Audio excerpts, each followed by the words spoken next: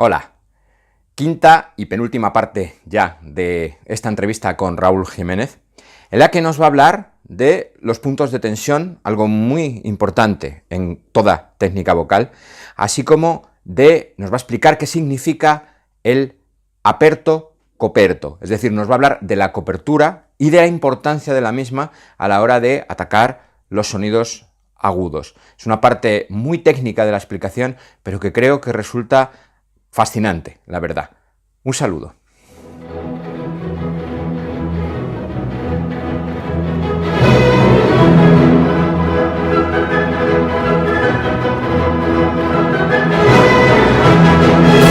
Háblanos de los agudos. Yo siempre que tengo tenores, sopranos, me gusta preguntar porque más o menos la gente tiene la idea de que para llegar a los agudos hay que hacer algo especial, algo extra, algo diferente.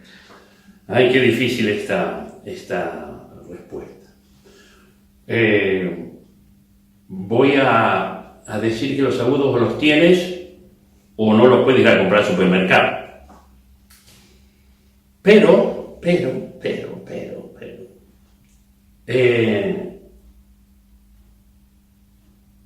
a veces los agudos están y no sabemos que están. Existe en toda la voz humana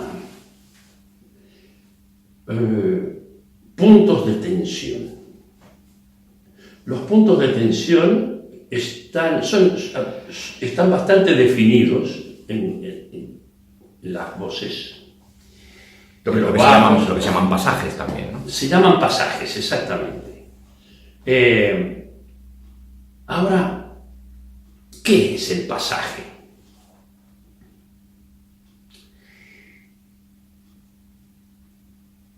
Vamos a ir un poquito para atrás y después volvemos al tema de los agudos. Que es muy importante hablar de los agudos en función de lo que llaman pasajes. Vamos a usar una palabra italiana, que se usaba mucho en el pasado, que ya no se usa más. Aperto ma coperto. Los italianos decían, el sonido tiene que ser abierto, pero cubierto. Ese pero es muy importante, porque primero hay que hacer la cobertura y la apertura se aprende a hacer después. Hoy,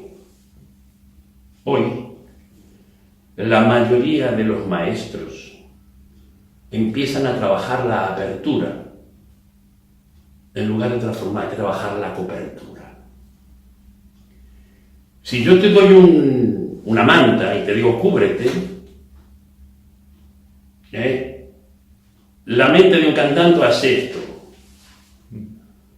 ¿Qué quiere decir cubrir? Esto. No, esto no quiere decir cubrir. Esto no es cubrir. Esto es pasar. Cosa se pasa, el fiato. Se pasa el aire por encima. ¿Dónde? ¿Dónde nace el aire? ¿Nace aquí o se libera de aquí? ¿O se da velocidad aquí? ¿O así? Así no se canta. Así sí se canta. Tomando una referencia de que el aire nace donde está el punto moral. Pero bueno, la cobertura es tener la laringe en una posición más o menos estable, flexible, sin constringerla, obligarla, pero hay que trabajar los músculos que obligan a tener esa laringe baja para hacer la cobertura, para que el empuje de los jóvenes y no tan jóvenes, de los músculos diafragmáticos que empujan el fiato hacia arriba, no empuje la laringe rompiendo la cobertura. ¿Qué ocurre? ¿Qué hacemos cuando aparecen en cualquier tipo de cantante, de cualquier registro, el primer punto de tensión? ¿Qué es lo que sucede en el punto de tensión?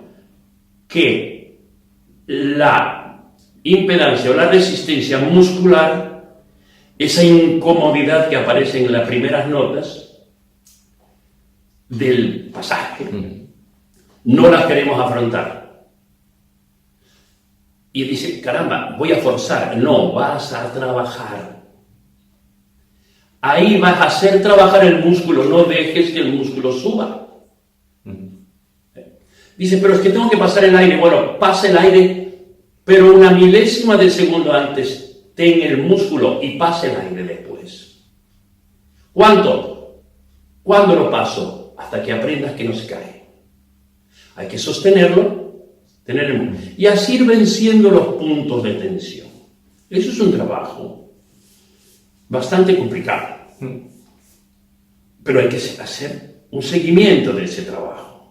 Hay que hacerlo y hay que hacer conciencia.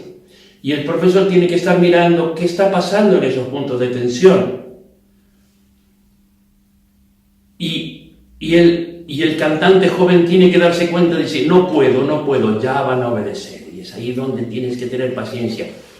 ¿Lo quieres hacer? Sí, lo quiero hacer, pero no me sale. Ya tendremos paciencia, seguiremos trabajando. Pero lo quieres hacer. Sí, porque es la manera más fácil, ¿eh? Es la palmadita del maestro y dice, bravo, bravo, qué bella voz, y así pasan los años. Ahora, aquí volvemos a la respuesta del tema blues. Si el joven cantante aprende a tener este músculo quieto en las zonas de tensión y a pasar el fiato, empiezan a aparecer los agudos. Es ahí donde este tema se puede llamar inversión energética. Hay una tendencia a que la energía, hay un vector que no es natural. ¿Qué es este? Del aire. El vector natural del aire es este. Tenemos que impedir que este vector, que el aire haga esto. El vector natural del aire también, de la musculatura, es este. Porque el aire hace que la musculatura haga esto. Nosotros tenemos que voluntariamente crear antes un vector hacia abajo. Con este vector, esto se impide. La velocidad del aire pasada por aquí abre un vector hacia atrás, que es la famosa chi, o el 2, que también hay que desarrollarlo. Esto aquí es muy importante porque el aire pasa por los ojos o por el agujero que está detrás de la nariz, aquí, en esta zona, en la calavera, hay un agujero y los ojos también. El aire tiene que hacer una liberación por la máscara, ¿no? Por alguna parte el aire tiene que salir. Lo que no tenemos que hacer es sacarlo por la boca.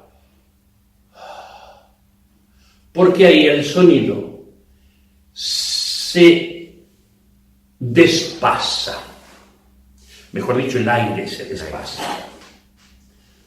Porque el aire tiene que estar pasado por encima.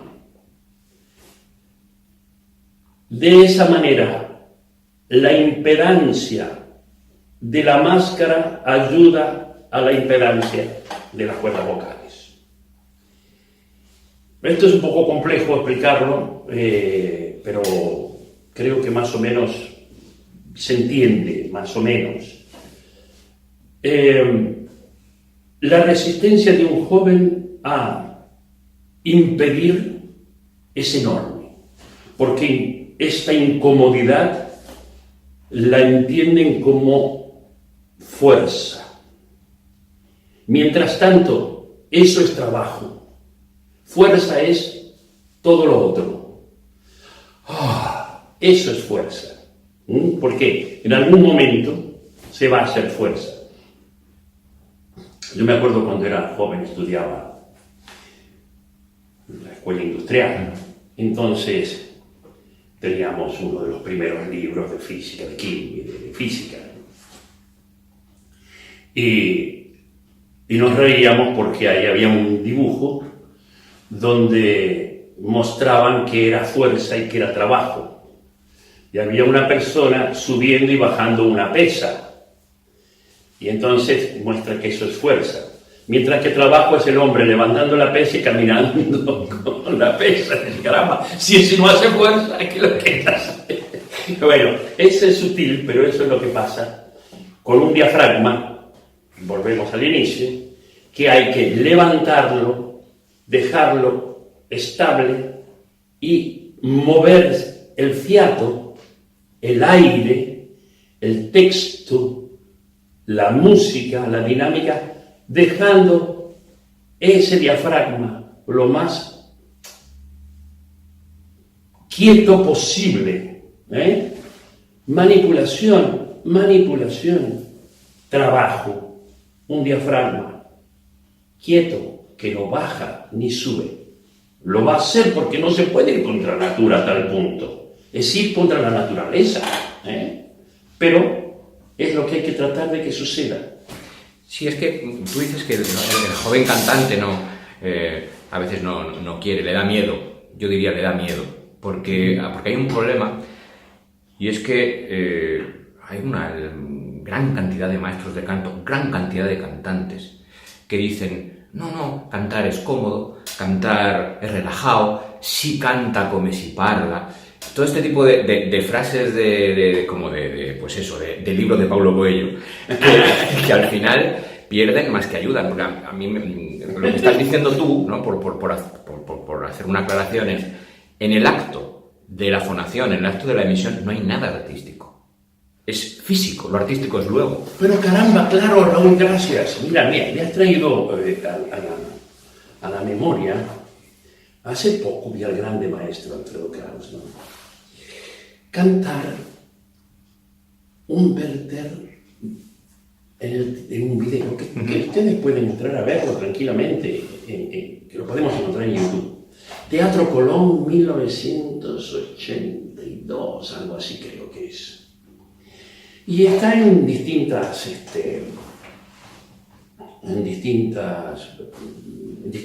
cortos videos, ¿no? Y en el final de la obra, que le hacía magistralmente, la muerte,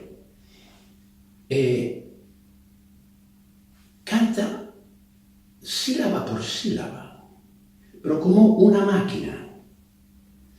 En el arco, tú escuchas el arte, ves el arte, te conmueves, pero él hace.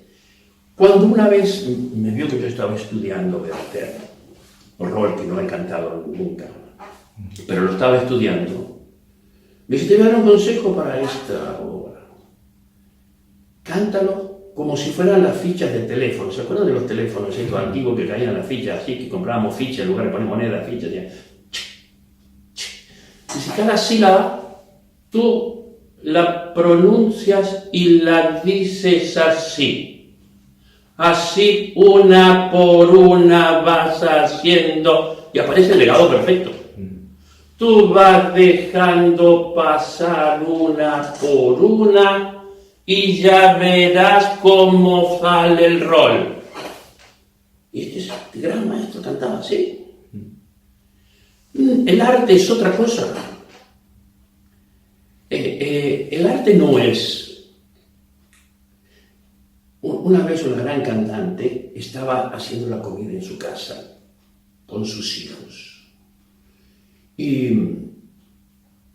Y entonces empezó a hablar, naturalmente, los cantantes de ópera hablamos un poco impostados, y empezó a hablar muy